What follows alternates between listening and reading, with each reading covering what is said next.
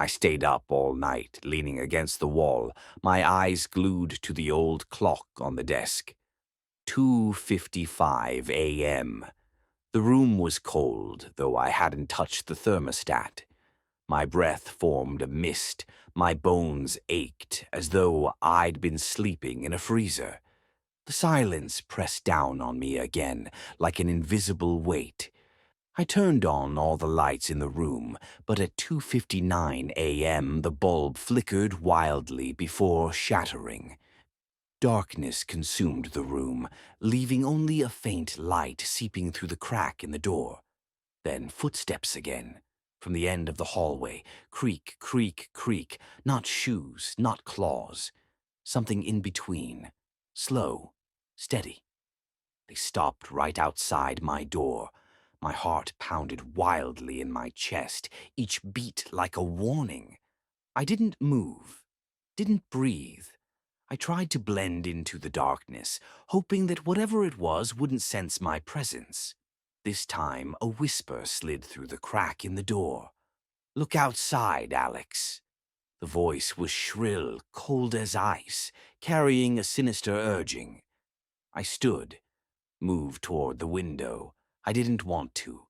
Every cell in my body screamed in protest, but the curiosity was stronger than the fear.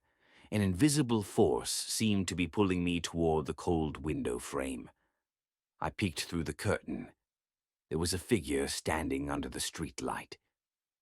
It didn't move. It just stood there, motionless like a wax statue, staring up at my window. The yellow streetlight cast a strange glow, making the shadows stretch unnaturally long and distorted.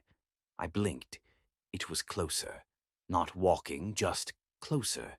The way dreams shift abruptly. I could feel the space around me warping. Its face was pale, featureless, but the impression of its eyes pierced through me. A wide, grotesque grin spread across its face like a wound from a knife. That smile wasn't joyful, but exuded a cruel and ultimate satisfaction. The window cracked. A long fissure ran across the glass like a wound bleeding. I staggered back, my heart leaping into my throat. The figure vanished, but its pale face with the knife-like smile haunted my mind. The next morning, I asked the innkeeper about what I'd seen. She stared blankly at her coffee cup, her eyes vacant. The watchers don't like being looked at. You stare too long, and they'll remember your face. Her voice was barely audible, like she was speaking to herself. I asked, "Remember for what?" She said, "To come inside." Her cold words sent a shiver down my spine. I didn't ask her anything more, but that night as I stared at the window, now taped shut with newspaper, I heard the familiar whisper. "Closer tonight."